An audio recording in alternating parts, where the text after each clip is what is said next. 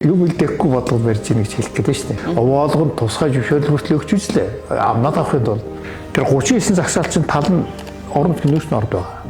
Тал нь нөөцөнд дууссан орд байгаа. Өрөндийг оруулахаар энэ ийм юм дээрс хязгаарч оролцохгүй Монгол ойрхол гарцсан энэ тэгшэртэл хязгаарч орж ирэхгүй. Каттын өрөнгө оруулахад уриалан дуудсан бодлого явуулж байна л гэж хэлэх гэдэг. Үзэгчтэй ICM-ийн ээлжид ярилцлага, за DAT Consulting компани удирдах зөвлөлийн дарга Алгаатай ярилцахад бэлэн болсон байна. Тэгэхээр бид зарим хуулийн төсөлтэй холбоотой цаг үеийн асуудлыг ярилцах юм аа. За юуны өмнө урилга хүлээн авсан танд баярлалаа. Тэгэхээр та бол Монголд байгаа цөөн хэд металлургичдын нийгэм байна. Яг өнөөдөр бол ашигт малтмлын тухай хуульч гэдэг юм маш олон юм чухал хуулиуд танаас салбарт хамааралтай юм хуулийн төслүүд явж байна л та. Тэгэхээр тань шиг юм мэргэжлийн хүмүүсээс ер нь энэ хуулийн төсөл дээр тодорхой хэмжээний санал юм ер нь авдаггүй. Таны хувьд санал өгсөн юм зүйл байдгийн болов уу гэдгээс ярилцлага хийлээ эхлэе. Ашигт малтмлын тухай хуулинд нэмэлт өөрчлөлт оруулах ажлын хэсэг манай аж үйлдвэрийн эрсвэлийн яамдаар байгуулагдсан намайг ажлын хэсэгт оруулсан байдгийн.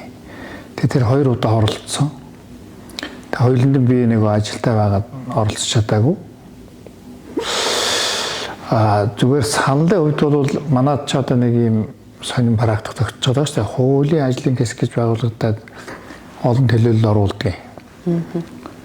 Тэгээд судалгааг баг заримдаа хийхгүй. Урд нь ер нь юу болоод юунд дээр алдсан, юунд дээр онсон гэдгээч баг судалгаагүйгээр улс төрийн ч юм уу мэдрэмжээр ч юм уу хууль нэмэлт өөрчлөлт оруулж авдаг нэг юм практик тогтцсон. Тэр практикаар л явж байгаа юм байна лээ. Тэгэхээр санал хууль тогтоомжийн тухай хуулийн дагуу олон нийтэд санал авч хэлэлцүүлэг хийдэг шүү дээ. Тэгээ бид бас хэлэлцүүлэгт нь очиж л байсан. Гэхдээ тэр нь ингээд нөгөө иргэний нийгэм, төрийн бус байгууллагууд, мэргэжлийнх нь бүгд холиод нийлүүлэл хийсэн болохоор тэр нэг иргэний нийгмийнхэн гол гомдолтой хүмүүс ингээд бүх гомдлоо яриад тэгэл дуусгадаг л да. Өөрөөр хэлбэл хууль тогтоомжийн хууль заасны дагуу үр нөлөөтэй сонирхлын бүлгүүд нь тус тодорхой асуудлуудаар ингэж маргааныг хагалж зөвшөлт хөрөх маягаар хэлэлцүүлэх хийхгүй л өнөөдөр Монголын энэ хууль тогтоох технологи дээр гамшигл байна. Тэрүүгээр л явж байгаа. Өөрөөр хэлэх юм бол дэвшүүлсэн саналыг ч тусгадгүй гэж ойлгож болохоор. Ер нь сонсдог. Тусах нь бол баг байхгүй. Яг л баг үнэхээр хайрцаглагдсан байдаг учраас. Уулуурхай нэг компани үйлдвэр ер нь улсад ер нь хэдэн төрлийн энэ татвар хураамжийг төлдөг юм бол тэр нь юу гэдэг нийт зарлалын ер нь хэдэн хувийг эзэлдэг юм бол. Монгол улсад татварын хууль тогтоомжоор тогтоосон татвар гэж байгаа. Төлбөр гэж байгаа тийм. Хураамж гэж байгаа. Тэний ч бүгдийн төлжин дээр нь бусад бизнес салбарт байдгүй ашигт малтмлын нөөц ашиглалтын төлбөр үе амнаад гэдэг яриад байгаа. Ганцхан манай салбарт байдаг. Тэр нь бүр борлуулалтын орлогоос нь явдаг хамгийн жинтэй ийм татварыг л уулуурхай компанид хэлж штэ. 27-8 юм байгаа. Олон улсад бол нэг тийм компани татварын ачааллыг тоосдог аргачлалууд байна л да. Англи дээр effective tax rate гэдэг байгаа. Монголчлах юм бол яг ингээд хууль тогтоомжоор тогтоосон хувь хэмжээ онлайн хувьд юм байна. Яг бодтоор бол юм байна гэд тэр нь болохоор ингээд борлуулалтын орлогоос зардлаа хасаад ер нь татвар ногдох орлого гэж үлдэнэ. Эсвэл ашиг ч юм уу тий. Татварын өмнөх ч юм уу. Тэгээд тэрэнд нөгөө төлсөн татвар харьцуулж ингэж тооцдог. Тэр аргачлалаар олон улсад бол энэ татварын ачааллыг тогтоож хэмжиж байна. Тийм судалгааг 2022 онд байна уу да. IMF гэдэг Австрали Монголын эрсвэлгийн хамтын ажиллагааны хөтөлбөрийн хүрээнд олон улсын нэр хүнтэй байгууллага тийм 19 орны хүрээнд ийм судалгаа хийсэн. Монгол улс бол ингээд бараг тэр нь 53-4%-тай бараг 70 хүртэл хувьтай буюу ер нь дээрээс нь 3-4 хүртэл явж байгаа. Ачааллын өндрийн хувьд. Тэгээ юу харагддаг вэ гэхээр манайч ингээд ашигын татвар бол 25 дээдлэнт босгоно байгаа шүү дээ. Тэр нь олон улсын хэмжээнд тийм харьцангуй бага боловч бусад татвар хураамж нь ялангуяа амнаатай холбоотой, 9 нэмэгтэй амнаатай холбоотой тэр нь тусмаа бүр зэстэй холбоотой хамгийн өндөр гарч байгаа. Өөрөөр хэлбэл засгийн салбарт бид нэр олон улсын хэмжээнд ямар ч өөрчлөлт боломжгүй тийм татврын одоо хэмжээтэй байгаа. Тэгэхээр ашигт малтмалын тухай хууль яг одоо хилцэгдээд тэ өргөн бариад ингээд явж ийн л та. Яг таны ярьж байгаа энэ амнаатад ер нь яг ямар өөрчлөлт орж байгаа юм бэ? Та энийг харсан уу? Тэгвэл зис нь одоо ингээд хамгийн өндөр болчиход шүү дээ. Дэлхийд байхгүй хамгийн өндөр хувьтай. Тэгээд тэр бол одоо ингээд Эрдэнэ төлөвлөлтөд үйлчилж байна. Тэгээд хоёр талаа тогтвортой байдлын хэрэгэдтэй учраас арай өөр. Бусад шин төслүүд тэрнийг дааж босч ирэхтэй боломжгүй өндөр учраас зисийнхийг бол ингээд бусад ашигт малтмалтай ижил олон улсын түвшинд ойртуулж нэлээд одоо буулгыг гэсэн ийм одоо засгийн хэмжээнд тэр асуудлыг шийдсэн гэж ойлгосон тэг тайлбарлаж байгаа. Тэгэхээр тэр нэг 10-15% болох юм уу да. Одоо бол яг ондоо хувьд болохоор чинь ингэж байгаа шүү дээ. Одоо баяжмалдар гэх чинь хамгийн дээд нь одоо 20% болчиход байгаа зэсэд бусад ашигт малтмал 10%. Өссөн нэмэгдэлтэй нийлээд. Тэгэхээр хоёр дахин өндөр. Тэгэхээр тэрнийг одоо 10 болох төсөл боловсруулагдсан тийм бодлоготой гэж ойлгож байгаа. Тэр хуулийн төслийн одоо тэр амнаатын тэр заалтуудыг ингээ харах юм бол за Монгол улс түүхэн эдийн орноос тэ боловсруулсан бүтээгдэхүүн экспортлогч орон болох тэ нэмүү өртөг шингэсэн бүтээгдэхүүн үйлдвэрлэгч орох цаашлаад энэ ажлын байр бодоо нэмэгдүүлэх тэ энэ талаар дэвшилттэй заалтаа ер нь жаахан хязгаарлагдмал байна уу гэж харагдахаар байгаад байна. Яг чих олон асуудал ингээ багслаа хэлчихлээ л дээ. Тэгэхээр нэг одоо өгөөж гэдэг нэг юм ярьдэн штэ. Байгалийн баялагын өгөөж нь стратегийн ач холбогдолтой ашигт малтмалны хувьд одоо дийлэнх нь арт юмд одоо наах тустай гэж ярьдаг үстэй. Тэгээ өгөөж гэдэг нь одоо ерөөсө нарийн тодорхойлоогүй байна. Өгөөж бол хамгийн олон өнцгөөс харах юм бол эдийн засгийн өнцгөөс нь нийгмийн хөгжлийн өнцгөөс нь дэд бүтцийн хөгжлийн өнцгөөс нь гэдэг олон өнцгөөс харж болж байгаа юм. Өнөөдөр яриад байгаа зөвхөн татвар төлбөр хураамжийн хэмжээнд яриад байна. Гэтэл нийгмийн өгөөж нь дэд бүтцийнх нь эдийн засгийн өгөөж нь хаана вэ? Эдийн засгийн өсөлт тэрэн дотор одоо мэдээж орлого ашигаас гадна экспортын орлого гэж нэг чухал юм байна шүү дээ. Тэрний чинь одоо ингээл одоо үндсэндээ зэсний ус суурь авч ярьж байгаа үстэй тий. Тэгээд дэд бүтцийнхээ одоо ингээд төмөр зам, авт зам, цахилгаан хангамж, усан хангамж гэдэг маш олон тэр дэд бүтцийн чинь уул уурхай дагж л хөгждөг. Тэрээс шүү огт хоосон газар одоо ингээд хийж. Тэгэхээр уул уурхайн салбар нь өөрөө дэд бүтцийг хөгжүүлэх гол одоо орд хаана олдно тэр дэд бүтцтэй газар байхгүй байж таарна шүү дээ. Тэр дэд бүтцээс очдог. За мэдээж ажлын байр нэмэгдүүлэн, дам ажлын байр нэмэгдүүлэн гэдэг өгөөж нь болохоор ингээд саяын 3 өнцгөөс харах юм бол эсвэл 3 одоо том асуудалтай бүх өгөөжүүд нь явж шүү дээ. Тэгэхээр өнөөдөр тэр өгөөж тодорхойлоогүй байж одоо өгөөж гэж юу вэ гэдгийг нэг төвшөнд ойлголцоогүй мөртлөө өгөөжийн тухай яриад байгаа байхгүй юу. Тэр бүр тоо тавиад яриад байна. Одоо тийм хуулийн төсөл өгөөжийн 60% нь одоо байх ёстой гэдэг одоо ашигт малтмалын хуулиас гадна тусны хууль боловсруулаад хэлэлцүүлэхээр одоо тэр 2-3 удаагийн уулзалтыг би л харлаа. Тэгээд тэнд ямар асуудал вэ? Яг ямар өгөөжийн тухай яриад байна. Яг татвар төлбөр хураамж бол тэр нь яг тухайн аж ахуйн нэгт бодтой тэр одоо миний яриад байгаа тэр effective tax rate гэдэг нэр нь монголоор орчуулах юм бол яг бодит одоо татвар ачаалал байхгүй юу? Тэр нь ийм өндөр байгаа тохиолдолд яах юм бэ? Тэгэхээр зөвхөн тэр нь одоо ингээд 60% болчих юм болоо тэгээд нийгэм өгөөж одоо бус өгөөж нь тэгээд гарахын аргагүй. Би одоо тэр төслийг ерөөсөө цаашаа хөдлөхгүй зогсчихсон л гэсэн үг шүү дээ. Одоо зүгээр нийгмийн хариуцлага ярих юм бол хүмүүс зүгээр нэг хандвал юм гэж боддог нийт чинь хандвас гадна нийгэм гэдэг чинь одоо боловсрол хүний хөгжил, эрүүл мэндийн хөгжил, сургалтын толгойтой маш их одоо нийгмийн өгөөж шууд Монгол хүний эрүүл мэнд боловсролд очиж байгаа ирээдүйн 91 сорилтын одоо том зорилт байгалийн баялагийг одоо хойж үедээ өрөөгөөж ашиглах гэдэг байна. Тэр чинь тэр өнөөдрийн тэр өгөөжийн тухай ярьж шít. Өнөөдөр ашиглаж чадахгүй бол маргааш тэрийг ашиглах чадах ч юм уугүй ч юм уу. Өөрөөр олон улсын зах зээл дээр үн сайн байгаа энэ боломжийг монголчууд ашиглаж яг тэр үед нь ирээдүйн өгөөжийг бий болгох хэрэгтэй. Сая одоо миний яриад байгаа нийгмийн өгөөжийг дэд бүтц өгөөжийг. Зүгээр татвар төлөв хураамжуулахаар өнөөдөр зөвхөн төсвийг л тэтгэж байгаа нэг л өнцөг штэ. Ер нь манай татврын хууль тогтоомжууд чинь дандаа ингээд татвар төлөлтгийгөө мэлждэг тийм тогтолцоотой байгаа штэ. Татврын баазыг өргөдөх тал дээр бодлого байхгүй. Зөвхөн төсвийн орлого бүрдүүлэх ганцхан цонхоор харж байгаа. Гэтэл татвар төлбөр хураамжинд бизнесийг урамшуулдаг, дэмждэг, зохицуулдаг механизм нэг талд нь байж байгаа штэ. Өөрөөр татврын бааз зүрийг яаж өсгөх вэ гэдэг дээр энэ татвар хууль тогтоомжийн одоо тэр хувь хэмжээ бас чухал нөлөөтэй. Тэгээд тэрнийг ерөөсөө ашиглахгүй зөвхөн л төлж байгааг нь өлөө ав. Гэтэл албан тус сектор гэж байна шүү дээ. Би сая одоо нэг том эдийн засагтай уулзлаа. 100% болсон байл гэж. Би бол үнэхээр тийм судлаач биш яг тэр талаас нь. Өөрөөр хэлбэл Монгол татвар төлдөг. Өнөөдөр төлж байгаатай адилхан тийм татвар төлөх боломжтой талд эдийн засаг байна гэсэн үг байхгүй юу? Тэгэхээр одоо хаашаа явж байна Монгол эдийн засаг. Бас ингээд тэр амнааттай холбоотой асуудал их олон судалгаа хийгдсэн.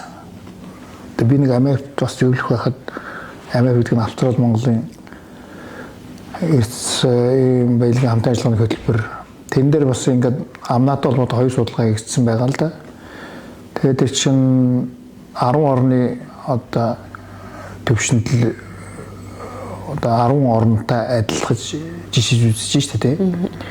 Ер нь бол амнаат хамгийн өндөр нь одоо борлуулалт амнаад хамгийн нэгдүгээрт нь амнаад тооц суур гэж байгаа. Борлуулалтын орлого тэр нь одоо шууд одоо гэрээ эсвэл одоо жисэн үнээр ч юм уу борлуулалт үнэлгээ борлуулалтын орлогоос авдаг. Хоёрд нь ашиг суурьтай. Гуравд нь одоо бит одоо ингээд 1 тонн төдгээд. Манай болохоор нэг борлуулалтын орлого суурьтай. Хүмүүс бол ингээд зарим оронд 30-40 байдаг гэдэг. Тэр нь болохоор нэг ашиг суурьтай бол тийм өндөр байхаас биш. Борлуул суурьтай нь бол хамгийн дээд нь 10 байгаа. Доот нь 2 байгаа. Манайх одоо ингээд зэсээс усны нь одоо дээд түвшинд очсон. Зэс нь бол олон улсын дээд түвшнээс одоо 10 пунктаар дээгүүр явж байгаа гэсэн үг шүү дээ. Тэгэхээр манайдад төстэй уул уурхай салбарыг хөгжүүлэх бодлого барьж байгаа улс орнуудад бид нэр өрсөлдөх ямар ч юм бололцоогүй тийм амнаатын хувь хэмжээний төвшөнд байна нэгдүгээр. Хоёрдугаарт нь өсөн нэмэгдэх одоо амнаат гэдгээр л тийм төвшөнд очиж байгаа шүү дээ. Тэгээд тэр нь болохоор ингээд нөгөө үнийн өсөлтөөс одоо давсан хэсэгт нь ногдуулахгүйгээр шууд бүх орлогонд нь одоо ингээд босох байгаа шүү дээ тийм ээ. Тэрнээс дээш хэсэгт нь биш бүх нийт одоо олсон орлогонд нэг том хувиа тавьчих. Өөрөөр босго үний хүртэл одоо 5 байгаад дахиад босгоос дээшэнд нь дахиад 5 нэмэгдэх ёстой шүү дээ. Гэтэл нийт борлуулалтын аваад 10 болгочих байгаа байхгүй юу? Тэгээ энэ хоёроо бол одоо дэлхийд байхгүй тийм энэ төр амнаатын төлбөртэй байна л да.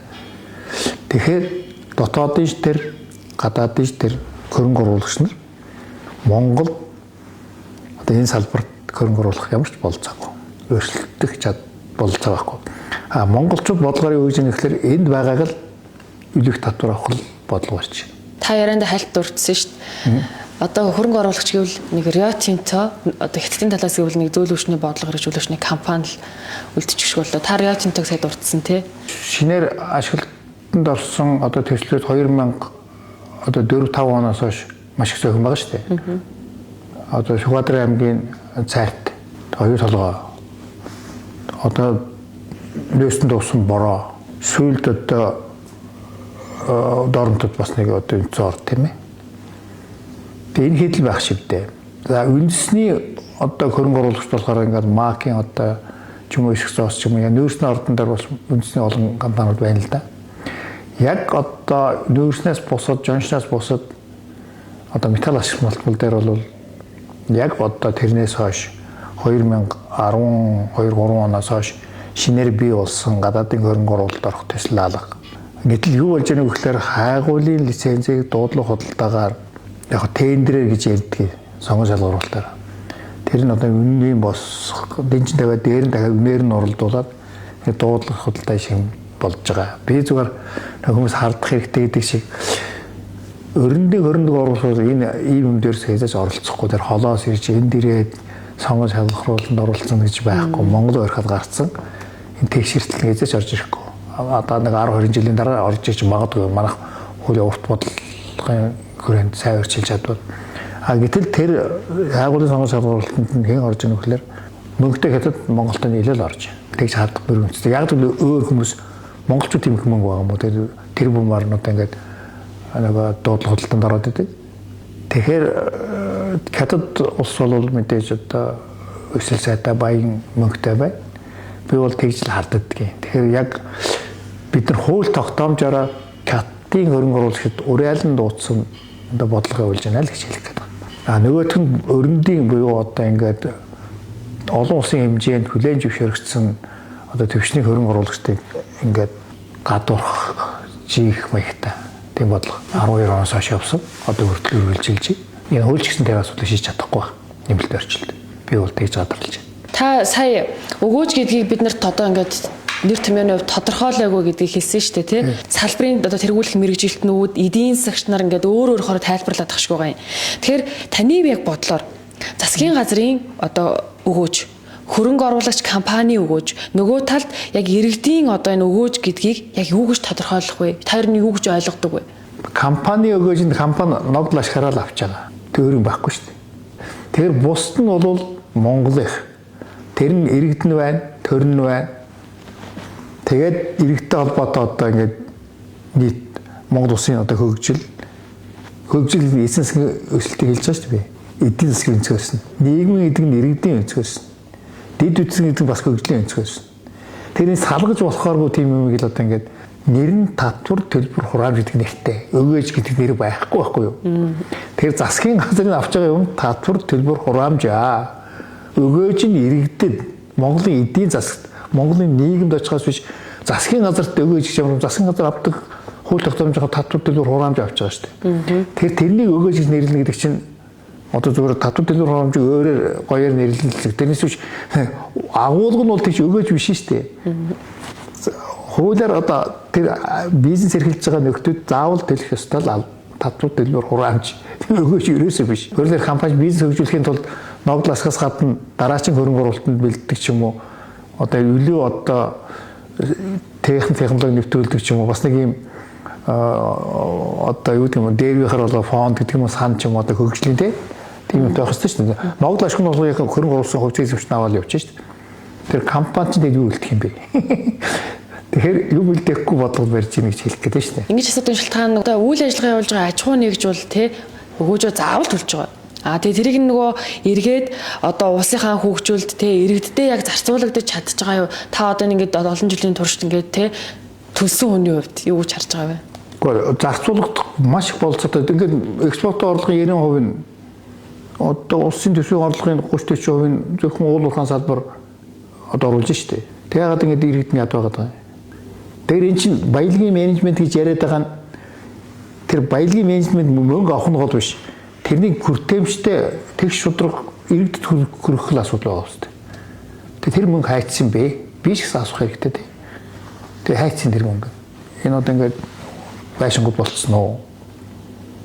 Хин одоо ингээд амар мөнгөөр байшин бариад байгаа. Тэгэхээр тэр арт юмд хүртээх ёстой юм нь очихгүй байгаа үстэй. Баялагын сангийн тухай яриад шүү дээ. Тэгээ тэр хүртээх зорилготой баялагын сан. Тэр орлого нь амнаатаас бүрднийг хилцсэн байна. Тэг яагаад хүртээж чадахгүй байгаа юм гэхэл тэрний чинь 3-4 хэсэг улсын төсвийн дотор оруулаад тэг ингээд 3-4 санд хуваагаад тарамдуулаад тэгээ одоо зарим нь одоо ингээд зүгээр одоо бодолдоо хамгийн том дивиденд ч юм уу одоо тэр өгөөж өгсөн Эрдэнэс 5 толгой нь бүх мөнгө нь мухар төмөр зам боллоо. Асуулт нэмдэг байгаа үстэй. Тэрний хүмүүс ярихгүй тэгэл нөгөө компаниас л 60% ч юм уу 60 дээр нэмэх ч юм уу 50 дээр нэмэх ч юм уу юм аавна гэдэг өгөөж нэртэй. Баялагын сангийн яаж өгөөдөрчих вэ? Нэгдүгээр төсвөөс гадуур байх хэрэгтэй. Төсвөөс зарцуулж болохгүй. Эрсдэлтэй хөрөнгө оруулалт зарцуулж болохгүй. Маш баталгаатай өсдөг хөрөнгө оруулалт өсгөж арт түмэнд өгөх хэрэгтэй. Дээр нь иргэдийн боловсрол эрүүл мэнд хамгийн багадаа зарцуулах хэрэгтэй. Нийгмийн дэвшилтийг яг шууд тэрнийгээр ягаад гэвэл хувийн компани ингээ өөртөө тэр одоо бизнес явуулахын тулд тэр нийгмийн дэвшилтийг барихад нь засгийн газар харин тэрний дэмжээд тэр одоо төр хувийн хэмжлэрээ тэрний дэмжиж тэр дэд бүтцийг бий болгох талд нь засаг үлээ төлөхөө компани тусламаар байх чинь одоо ингээд дэд бүтц юм үлдэхгүйгээр хурааж авна гэж яваад байна шүү дээ тийм биз дээ. Тэгэхээр засгийн газраар хилэлцсэн хуулийн төсөлд одоо нөгөө геологийн судалгаа, эрлийн ажлыг хувийн хвшлээр хийлгэхээр тусгасан байсан л та. Тэгэхээр хувийн хвшлийн одоо энэ ажлыг хийснээр засгийн газар болон иргэдэд ер нь ямар ач холбогдолтой юм бэ? Уртлаа одоо 94 7 оны хуульч дээр 2006 оны хуульч дээр 2014 онд орлоо 18 онд орлоо хайгуул ажлыг одоо өргөдлөөр өгөхийн зогсоох хүртэл дандаа л хувийн хөрөнгөөр хайгуул хийж ирсэн шүү дээ. Ягаад гэвэл хувийн хайгуул эрлийн за геологийн судалгаа бол яг улсын дэвшин хөрөнгөөр явж байгаа л да. Тэр бол ингээд нэг мэдээлэл хувийн хөрөнгө оруулагчдад энэ чиглэлд ийм ашигт малтууд байж болцоотой юм байна гэсэн мэдээллийг одоо маш найдвартай өгөхгүй бол тэд нар чи яаж Монголд ирэх вэ? Геологийн потенциал гэж тийм юм байхгүй бол ашигт малтууд орд нэгдэх боломж байхгүй л бид нар яах гэж яах. Боломж юу гэдгийг харуулахын тулд тэр геологийн судалгаа хийж байгаа. Хайгуул гэдэг чинь одоо ингээд маш их мөнгө зараад тэгээд чи одоо ингээд одоо геологийн судалгаанаас гадна геодиз тэгэл ус мус одоо ер нь ямар л холбоотой юм байна уу? Тэгээд тэр өрмөө тавиад тэр ордоо нээж олоод орон зайгийн уран хэмжээс тодорхойлоод агуулгын тодорхойлоод одоо ийм хэмжээний нөөц байна гэж гарах хүртэл 10 20 жил болно. Тэрийн 100% эрсдэлтэй мөнгө. Улсын төсвөр ямар ч зах зээлийн орон тийм юм гаргадаггүй. Энэ хувийн сектор хийдэг. Тэгж явж иржсэний одоо ингээд дахиад шинээр хувийн хвшлэл хийх ёстой гэж ярьж байгаа зүгээр мэдхгүй үнэл одоо яриа юм шиг байна. Зах зээлийн ямар ч орн хайгуулыг хувийн хвшлэлд одоо ингээд даатгач. Гэх юм уу да тэднийг өрн дуудаж итгэл үнэмшлийн төрүүлж тэр мөнгийг гаргуулад тэгээд тэр ордын цаана ашиглуулж байгаа шүү дээ. Хоорондоо холбоотой. Яг гэвэл хайж олсонд нь заавал ашиглахгүй бол чамар хайлгаж олсоод нисэлж явуулж хад тэр өргөнөөр ашиглана гэвэл дахиад хинч ирэхгүй. Энэ хайгуулыг л одоо эрчимжүүлэх ёстой. Тэгэхээр энэс ямар нэгэн байдлаар шахлаа хайгуул өргөдлөөр энэ зогсоотсон. Сонгоноор бол одоо ингээд бүдлэнтаа маш урт хугацаа сонгон ч өөрөө эхлээд талбайгаа зарлана. Тэгээ 30 хоногийн дараа нөгөө сонгон шаруулагчтай авна. Тэгээд тэд нэр нь одоо материалаа бэлдэж өгнө. Тэрний дахиад сонгон шалгаруулна. Зарим тохиолдолд ихэнх нь буцна гэдэг ингээд тэр одоо жишээлбэл жилд олгох хайгуулын тусгайлан зөвшөөрөл маш тодорхой хэмжээнд хязгаарлалт бол тоо хэмжээний хувьд Монгол улсын хэмжээнд хайгуул хайж олборлохыг хориглосон газар нутгийн хэмжээ 75% байгаа. 25% болцоотой. Тэрний хувьд нь өнөөдөр 4% нь одоо нэг хайгуул ашиглалтын тусгай зөвшөөрлөө. Өөрөөр цаана нэг 20% нь олох болцоотой байна шүү дээ. Тэгээ тэр 20% нь хэн ирэх вэ? Тэнд нь одоо тийм божтой одоо илэрч тийм мэдээлэл байна уу гэдэг нь дахиад асуудал. Тэгэхээр зүгээр хайгуулыг эрчимжүүлэх гэдэг нь одоо хууль гаргаснаа шийдэгдэхгүй л дээ. Тэд нар ирэхэд урт хугацаанд тогтвортой байх бодлого хэрэгтэй. Маш тодорхой эрх зүйн орчинд тэгш шудраг ил тод нээлттэй олгодог тэр тусгай зөвшөөрлийг 12 хаалгаар биш, зодон цохионоор биш, сонгоноор биш, дуудлагаар биш. Ил тод одоо тэгш олох хэрэгтэй болж байгаа. Тэгэхээр тийм өөрчлөлт орж чадах нь уу гэдэг нь одоо аюу төвхт асуудал болчиход байна л да. Хуулиараа одоо ингээд тайлангаа өгч ил болгоо өгчих ёстой шүү дээ. Геологи хайгуулын ажлын тайлангийн эрс байлгийн зөвлөл одоо хэлэлцээд энэ нь одоо ингээд ийм одоо итгэл үнэмшилтэй байна гэд бүртгэж авдаг. Тэгээ бүгд бүртгэгдэн. Тусгай зөвшөөрлийн эзэмшигч чинь лицензийн цуслахсны дараа тэр нь дахиад бусдад нээлттэй болж яах гэдэг нь өнөөдөр асуудалтай байгаа. Сүүлчийн чиний асуудал чинь энэ хариулт нь болохоор бүртгэгдэн шүү дээ. Хувийн хвшлтэрний ч одоо нуулаа гэдээ яах юм бэ? Өөрөөсөө нуух юм уу? Тэгэх юм бол өөрөө хөрөнгө оруулалт яаж босгох юм? Тэгвэл нэг юм асуудал гарч байгаа. Манай ашиг малтуудын тухай хуулинд байгаа зөрчлөөс болоод хүмүүс одоо нөөц нарийн юм бол орчих гэдэг бидний хуулийн зөвхөн нарийн хайгуулын тусгай зөвшөөрөлтэй хүчин төгөлдөр хайгуулын тусгай зөвшөөрөлтэй хүн ашиглалтын лиценз авахын тулд заавал улсад нөөц бүртгүүлсэн байх ёстой гэсэн хуулийн шаардлага байна. Тэр нөөц нь байхгүй бол яах вэ? Хугацаанд дуслаа. Аагаа авч чаддгүй гэсэн 12 жил одоо тийм бах мөн дорой талбай хураамт илжиж зөндөө ажил хийж нөөц олж чадаагүй. Тэгээд цаашаа явмаар байдаг. Тэг яг энэ дээр л одоо асуудал гараад байгаа. Тэгэхээр энэ яаж яах вэ гэхээр тэр хуулийн шаардлагыг хангахын тулд худлаа одоо нөөц тайлан бичиж өгнө. Би бол харин бүртгэх биш ингээд манай бүртгэл хөөсрөөд худлаа нөөцөөр одоо нэмэгдээд байл гэж хэлэх гэдэг шүү дээ. Боттой биш. Яг л хууль нь өөрөө тийм одоо зөрчилтэй бизнес дээлгүй, ер нь Монголд дээлгүй тийм хуулийн заалт байгаа учраас хүмүүс тусгай зөвшөөрөл авахын тулд заавал нөөц бүртгүүлэхийн тулд нөөц нь бүрлдэх байхад юм жижигхэн гэсэн нөөц бүртгүүлэл тэгэл одоо авчих шүү дээ. Тэр нь одоо хэр зэдэг эзэмшдэг гэдэг нь асуудалтай. Тэгэхээр би зүгээр яг боттойгоос биш бүр давсан одоо худлаа нөөцийг бүртгэж авсан байх гэж харагдаж байгаа. Тэгэхээр стратегийн орд гэхнийд нэр томьёо 2006 онд ингээ хуульд оруулж ирсэн байдаг юм байна тий. Тэгэхээр дэлхийн нийтэд одоо юу гэдэг уул уурхай хөгжсөн энэ орнуудад эрх зүйн орчинд юу нэг ямар байдаг юм бэ?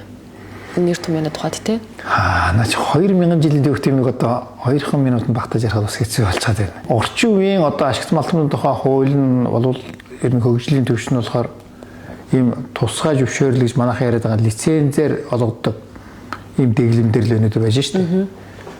Өөрөөр лиценз гэдэг нь эрх та одоо хайх ашиглах эрх олгодог бүх хуулиуд ийм байна. Тэр лиценз гэдэг нь юу гэхээр тэрнийг одоо хайх олборлох эрх. Тусгай зөвшөөрөл биш. Зүгээр одоо өөрөөр зөвшөөрөл гэдэг нь эрх дагуулахгүй байхгүй юу? Лиценз гэдэг нь бид манайх тусгай зөвшөөрлгээд орчуулж байгаа чамд хуулиар тодорхой хугацаанд тодорхой болцол эрх олгосон. Чид эрхээ хэрэгжүүлэх бүрэн эрхтэй. Тэр эрхээ хинхээ дагуу ямар нэгэн байдлаар чи өөрийнхөө хөрөнгөөс олгосон бол тэр хөрөнгө нь тэр нийтийн өмч төрийн өмч шингээд хамгаалах ёстой гэсэн ийм эзэл баримтлал дэлхийд явж байна. Тэгэхээр манайх 97 оны хууль яг тийм байсан. 2006 оны хууль нь одоо чиний ярьдгаар ингээд стратегийн ашиглалт ашиглалтын орд гэдэг одоо нэр томьёо баг дэлхийд байхгүй. Стратегийн ашигт малтмал юм уу? Стратегийн бүтээгдэхүүн гэж байна. Орд гэж байхгүй. Тэгээ орд гэдэг чинь ингээд хүн мөнгө төгрөг зараад 10 20 жил одоо өөрийнхөө мөнгийг эрсдэлд оруулаад ингээд орд нээгээд бий болгож штэ. Том мэдээлэл бий болгож байна тий. Тэрний том болгонгууд нөө за наашаа дээр стратеги гэх юм байна. Бид нэг 34-аас баггүй хувь авна ч юм уу. Ингээд гэдэг чинь одоо ер нь дэлхийд байхгүй шиг. Дэлхийд юу байдаг вэ гэхээр улс орнууд хуулиндаа өөр ингээд маш тодорхой хамгийн дээд нэг 10 хүртэл хувь буюу одоо ингээд засгийн газар 10 хүртэл хувь эзэмшиж бол үн төлбөргүйгээр.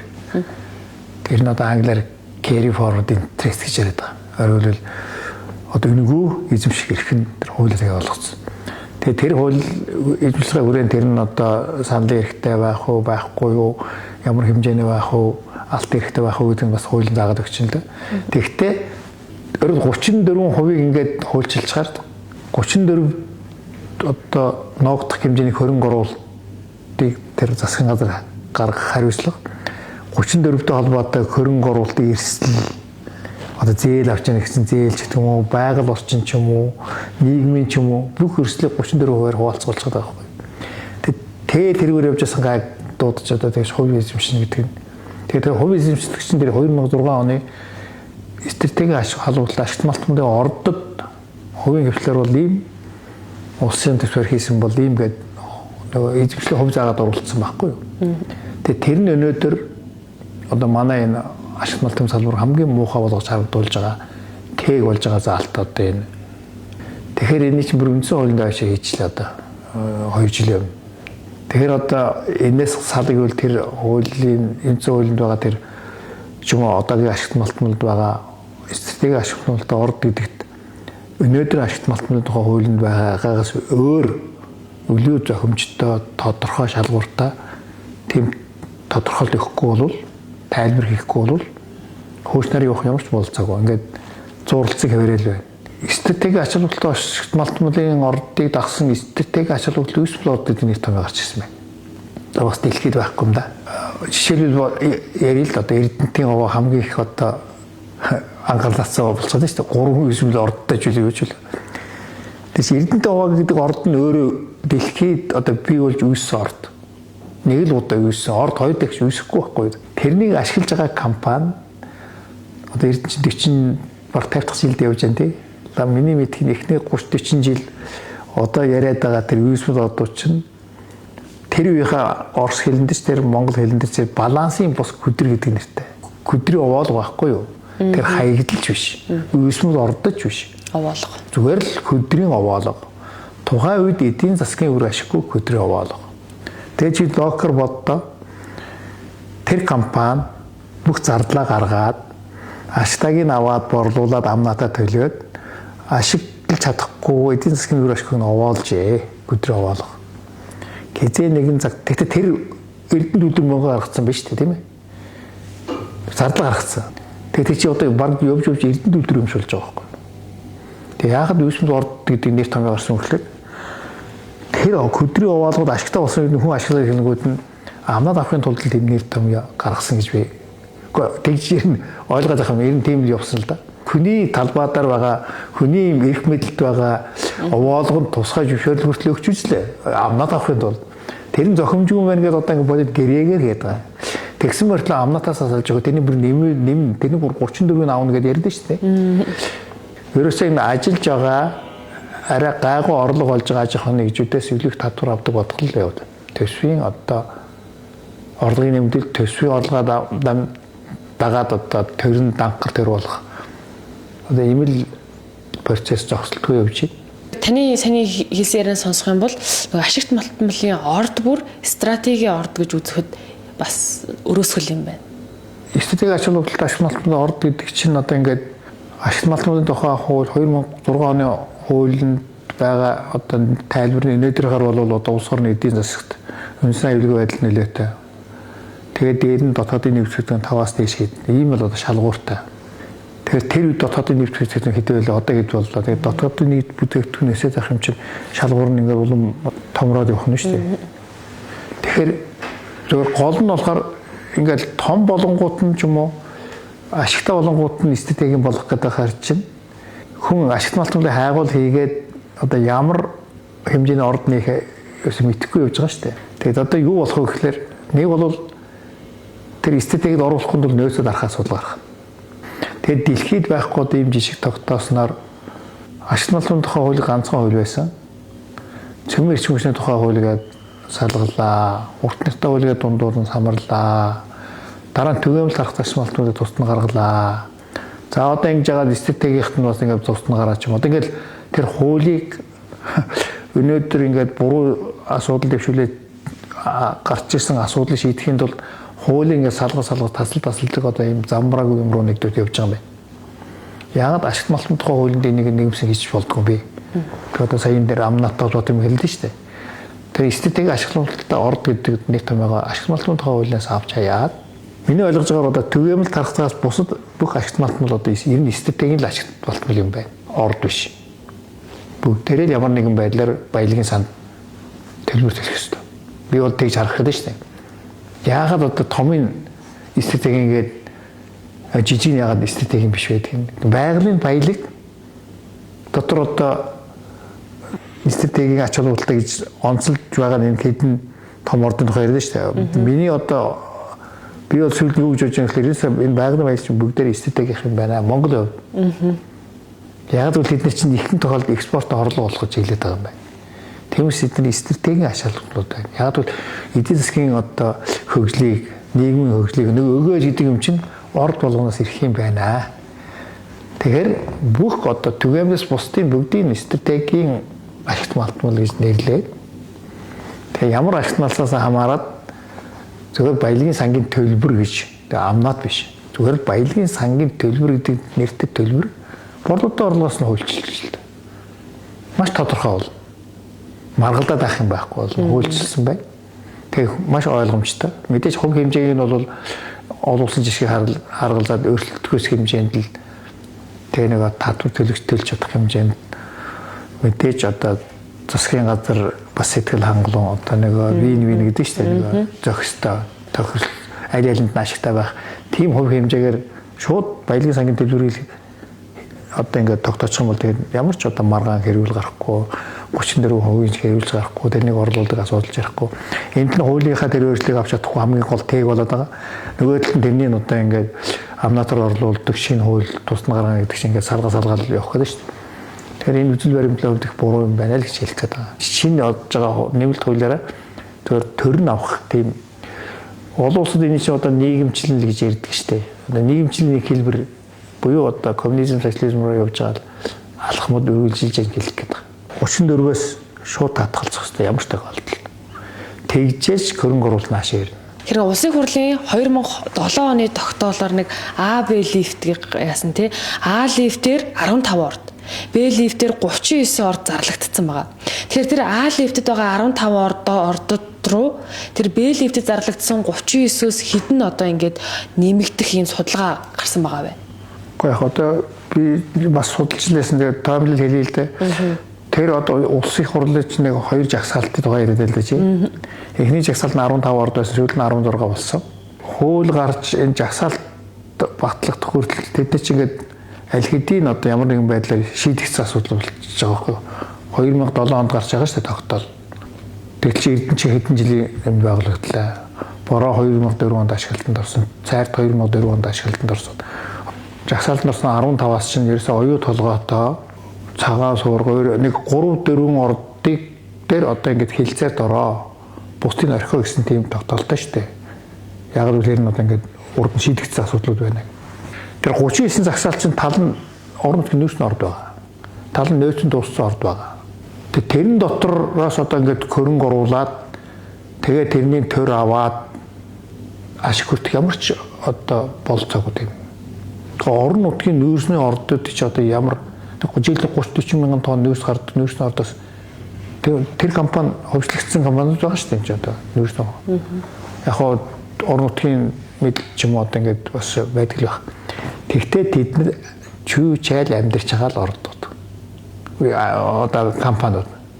Тэрнээс одоо ингээд ногдол ашиг аваад тэр 34% ногдол ашгаар чинь одоо юм баялагын сан бүрдүүлнэ гэдэг байгаа шүү дээ.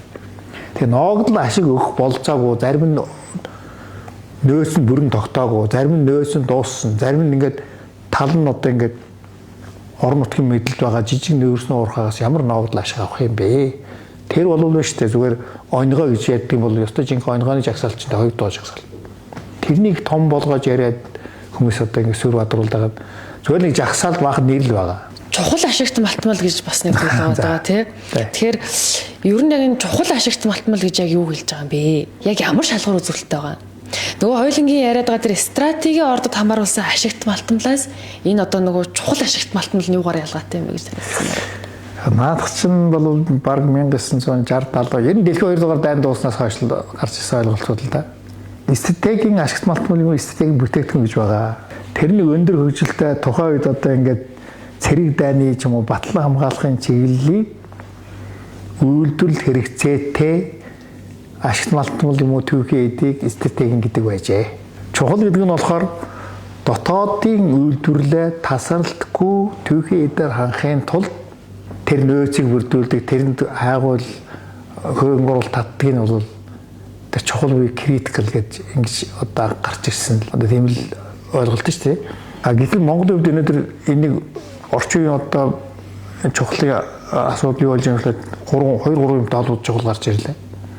Нэгдүгээр нь өндөр технологийн одоо бүтээгдэхүүнүүд, эрчим хүчний шилжилтийнх нь цахилгаан машин. Тэр энэ ашигт малтмалын эрэлт хэрэгцээ ингэ нэмэгдэхгүй юу?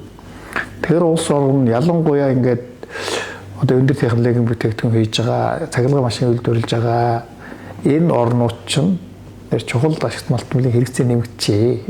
Тэгээд тэдний чинь орон болгонд хамтарч ажиллаа. Зах зээл дээр байгаа одоо тэр нөөцийг л одоо булаацалдах гэх тийм үү өрсөлд булаацалж мохог нь тэнд өрсөлдөж одоо тэр зах зээл эзлэх бодлого явуулж байна. Яг өнөөдөр Монголын хувьд юу жахан чухал вэ? Нүрс, зис. Ямар утгаар нь? Улсын төсвийг маань өөрчилж байгаа болохоор. Харин эдийн засгийн хөгжлийн төлөө экспортын орлого болж байхын тулд нүүрсээс өөр чухал байна л гэж байна шүү дээ. Яг өнөөдөр манай бодит байдал. Тийм бодит байдал. Гэтэл бид нар хөлдөж өгөхийн тулд экспортоос гадна дотоодын нүүрс аяг чухал байна. Тэгээд тийч нэг чухал гэдэг чинь миний төрийн ягаад дотоодын үйлдвэрлэлийг үндэсний аюулгүй байдал, иргэдийн одоо аюулгүй байдлыг хангахын тулд бид нар одоо энэ хөрөн нүүрсийг эсрэгээр нь бий бол маш чухал ашигт малтмал гэж хэлэх гэдэг нь шүү дээ. Яагаад ингэж энэ нүүрснэр үн тогтоогоод үн зохицуулахаар нүүрсүн тогтоогоод байгаа нэхлээр арай жоохон кямд байлгаж бид нэр кямд ирчим учраас ханахын тулд тэр өөрөлд бодлого тэгж гарч ижил одоо стратегийн дээр бодлогын ингэж явахтай болохоос зүгээр ингээл энэ оронд юм байдаг юм байна гэх тэрний хуулдаг ч одоо модноос гарцсан. Яг гэвэл манайхад хитрхи өөр одоо нөхцөл байдалтай учраас бид юм хуулахаа одоо зогсмоор байгаа. Хангалттай хуулсан 30 жил. Одоо юу хуулж юу гэдгийг эргэж харах цаг болсон. Тэгээс интернетээс хуулах юм байхгүй. Бид нэр өөрсдөө тэрнийг одоо ингээд зовлонгийн үзээд жаргал зовлон дундуур нь хол дамжилт дундуур нь туулаад ирлээ шүү дээ. Тэгвэл болсон юм ингээд маш сайн судлаад тэгээд тэрнийхээ одоо үр дүн сайн хэлцээд ингэх юм бол бид нэг яг зөв зэмдэр гарах гэдэг. Гэтэл одоо ингээд богино хугацааны бодлого нэг намын 4 жилийн сонгуулийн бодлого одоо сонгогчдын их татахын тулд одоо ингээд популист бодлогыг манай хууль тогтоомжоор салах шинжгүй байна. Тэр одоо ингээд үргэлжилжээ. Харамсалтай. Би одоо энэ салбарт 40 жил ажилласан. Ашигт малтын тухай хуулинд одоо 94 оноос хойш суралцсан хүний хувьд бол надад айгүй харамсалтай байна. Малтын тухай хуулийг би бол ингээд хөрөнгө оруулагчдыг лав ингээд татсан тийм хууль болж чадна гэдэгтэр сэтгэл муутай байна. Цөмийн эрчим хүчний тухай хууль гэж гараад 34-өөс баггүй 50-аас баггүйг төр өн төлбөргөө шууд эзэмшнэ гэдэг. Тэгээд тэрнээс хойш одоо уран хайгуул зогссон шүү дээ. Хэн үлдсэн гэхээр одоо арайва тэр үед байсан тууштай байсаар байгаа тэр төмөн зовлон давж иж 34 биш одоо ингээд ориалтыгаар одоо амнатар асуудлаа шийдээд хөдөлгөөр болж шүү дээ. Энэ нь өөрөө шийдэл хэлж байгаа байхгүй 34 чинь болохгүй байна. Арай тодорхой төлбөр байвал зохимжтой байна. Тэгээд баялагын сангийн төлбөрөө зарлал авчих л таа. Тэгэл юмны цаана уугаад одоо ингээд тойлны цаан чихэр харуулаа наанаас нь дол олгоод байгаа юм шиг юм байж болохгүй байхгүй. Тэгэхээр хоёулангийн яриад байгаа нөгөө стратегийн энэ одоо чухал гэсэн ордуудыг яг нэг хуулиар зохицуулдаг юм дэлхийн улс орн байдаг юм уу? Үгүй чинь уг нь бол бүгд л нэг хуулиар өгсөн чинь байгалийн ашигт малтууд гэдэг нэг нэртэй чинь минерал гэдэг нэртэй. Дотор нь яг ангилж болно. Тэр чинь технологийн ч юм уу шинжлэх ухааны ангилал. Төр засгийн хувьд чинь нийт автономи чинь нийтийн баялаг шүү дээ. Нийтийн өмч. Тэр нь энэ стратеги ашиглуулах нийтийн өмч гэж юм байхгүй шүү дээ. Бүгдээр нийтийн өмч. Тэгэд бидэнд тэр англи чинь бий болгоод зорилго нь болохоор ингээд өлөг татвар авах төр эзэмших тэрлүүд явж орцгоод байна шүү дээ. Чи нэг л хуулиар тэрхүүдэд Казахстан одоо газрын тосыг ашигт малтуулалтаа ганцхан хуулиар зохицуулж байгаа. Манайд болохоор би бол одоо миний мөрөөдөл бол байгалийн нөөцийн тухай хуулиар тэгээд ганц яамтай байгалийн нөөцийн яамтай байгаль орчны яам гэж байхгүй, манай салбарын яам гэж байхгүй. Яг л энэ хоёр чинь хоорондоо зодтолдоод нэг нь ухдаг, нэг нь хамгаалдаг болоод жижиг тоглоод байна шүү дээ. Хэн яаж ашиглах юм тэгээд эсэргэгцсэн байж. Тэг нэг зорилготой байж ашиглах хэрэгтэй байхгүй. Энэ байгалийн нөөцийг зөв зохистой ашиглахын тулд нэг яам, нэг бодлого хэрэгтэй. Таны өмнөх ярианаас хальт ганцхан юм асуучих. Та оюутлогын гэрээг хальтыг одоо дурдлаа штэ. Өнөөдөр одоо бид нар энэ оюутлогоогоос юусоо ашиг хүртээгүй гэж л яриад байна. Тэ бид нар ашиг юусоо хүртсэнгүү, Монголын ард түмэн ашиг хүртсэнгүү. Оюутлогын гэрээ бараг хэрэггүй байсан юм шиг зүйлийг хэлээд байна штэ. Та энийг юу гэж харж байгаа вэ? Ингээд ашиг гэхээр байна штэ. Борлуулаад зардлаа хасаад үлдсэн ашиг гэдэг. Биш борлуулалт бол 5% татвар төлдөг штэ. Амнатыг. Тэгээ тэр нь одоо юу вэ? Өгөөж мөн биш үү? Тэгээ бол бусад одоо ингээд нэмсэрцэг албан татвар, гайлын албан татвар юм оруулж ирэх юм бол тэгэл ингээд тээврийн хэрэглэл нийгмийн даатгал ажилтгийн тий. Тэгэл ингээд тэг юм төлөөд хахад нь төлөхгүй. Тэгээд ашиг нь гараагүй яг аюул хөрөнгө оруулалт орсон. Тэгээд тэр чинь ингээд нөгөө хөрөнгө оруулалтаа нөхөж яж ашиг одоо бий болно шүү дээ. Тэр нь одоо ингээд хоошлоод байгааг буруутгаад байна. Тэг хэн буруутай юм гэхээр 3 жилийн дотор одоо ил уурхайг баяжуулах үйлчлэлийн бараг 70 дуурхайн санхүүжилт явуулж байгаа Монголын засгийн газар зогсоогоо 3 жил болсон шүү дээ. Гэхдээ тэгэд 3 жил ч одоо бизнесийн хувьд энэ орчин үеийн одоо энэ хурдтай өсөх чинь гамшиг шүү дээ. Тэгж гацаачгаад тэгээ одоо ингээд би өмөрч байгаа юм биш.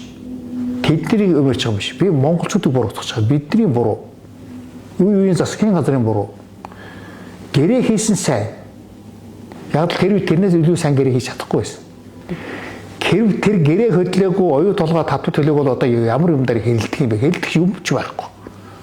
Баялаг бий болгох нь 100% эрсдэлтэй, менежмент хийх нь 50% эрсдэлтэй. Тэгэд менежмент дээр маргаад шүү дээ тийм үү? Тэр монголчуудын буруу шүү дээ. Хөрөнгө оруулалт ямар буруутай. За баярлалаа танд. Нээлттэй ярилцсан танд маш их баярлалаа. Нээлттэй байдаг дандаа нээлттэй байдаг.